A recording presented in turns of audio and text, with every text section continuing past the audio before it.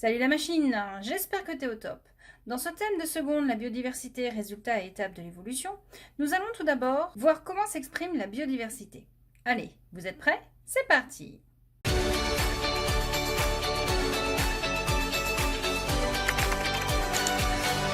Pour comprendre comment s'exprime la biodiversité, sortons dehors et observons notre environnement. Observons ici deux écosystèmes différents, l'écosystème prairie en bordure de l'écosystème forêt. On appelle un écosystème un ensemble d'éléments naturels en relation les uns avec les autres, un milieu de vie qu'on appelle le biotope et l'ensemble des êtres vivants que l'on y trouve qu'on appelle la biocénose.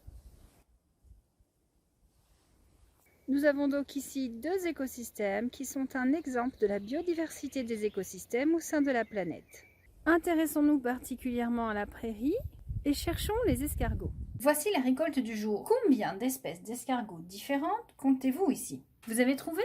Il y en a 4. Le petit gris, l'escargot de Bourgogne, celui-là qui n'a pas de nom particulier, Monaca cartusiana, et l'escargot des haies, qui peut ne pas avoir de rayures, comme il peut en avoir. Vous aurez remarqué que les noms d'espèces se composent toujours de noms latins. Nous avons un nom en majuscule, c'est le genre, et un nom en minuscule, c'est l'espèce. Quand vous avez deux noms en minuscule, c'est que vous avez une sous-espèce. Revenons à notre escargot des haies. On l'appelle aussi l'escargot des jardins ou l'escargot des bois, dans lequel il va présenter une couleur rose-marron et non une couleur jaune, comme dans les jardins. Vous avez ici un exemple de diversité spécifique en ce sens que nous avons 4 espèces différentes d'escargots. Le terme de biodiversité spécifique signifie donc la biodiversité des espèces que l'on trouve dans un milieu. Ce mot espèce, que signifie-t-il exactement?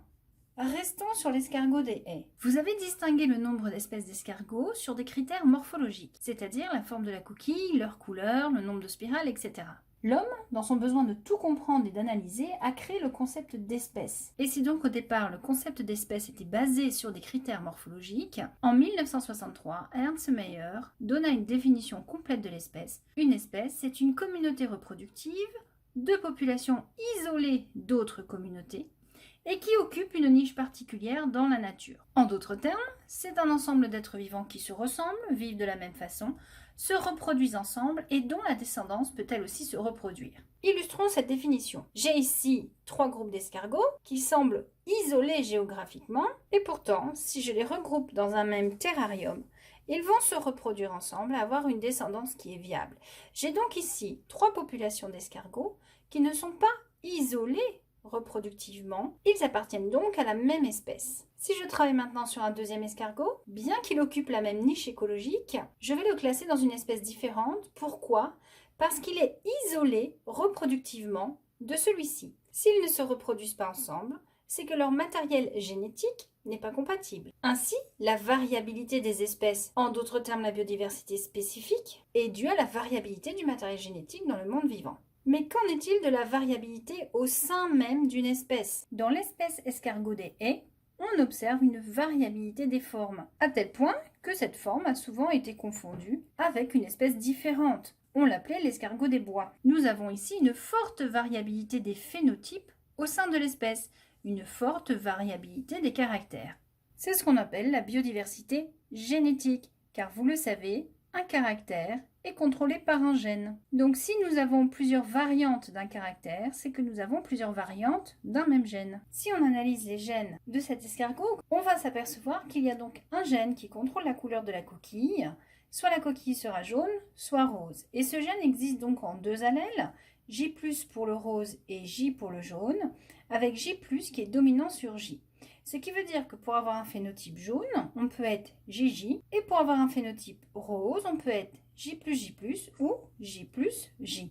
Je vous rappelle que les génotypes s'écrivent entre parenthèses et que chaque slash représente un chromosome. Donc ici, l'allèle J porté par le premier chromosome de la paire et l'allèle J porté par le deuxième chromosome de la même paire. Il y a également un gène qui s'occupe de l'ornementation de la coquille, avec bande ou sans bande, donc un gène avec 2 allèles, B+, qui donne 0 bande, et B qui donne 5 bandes, avec B+, dominant sur B. Petit jeu, je vous mets un escargot, vous me donnez son génotype. Allez, on commence par celui-là. S'il est jaune, avec des bandes, il est forcément JJ, BB. Celui-là, cette fois, est jaune, sans bande. Il est donc soit JJ, B+B, ou JJB plus B+. Enfin celui-là, il est rose marron avec des bandes.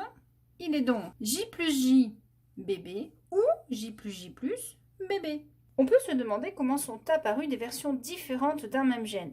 Eh bien, tout simplement par mutation, c'est-à-dire une modification de la séquence en nucléotides de l'ADN. Il y a 3 sortes de mutations quand l'ADN se recopie au moment des divisions cellulaires. Il peut y avoir soit une insertion de nucléotides, soit une substitution de nucléotides, soit une délétion. Partons d'un morceau d'ADN avec ici 1, 2, 3 codons.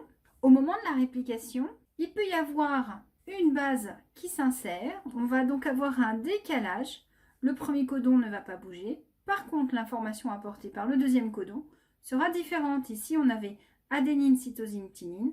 Là, on a adénine, cytosine, adénine. Le codage ne sera pas le même. Il peut également y avoir une substitution, c'est-à-dire le remplacement d'une base par une autre.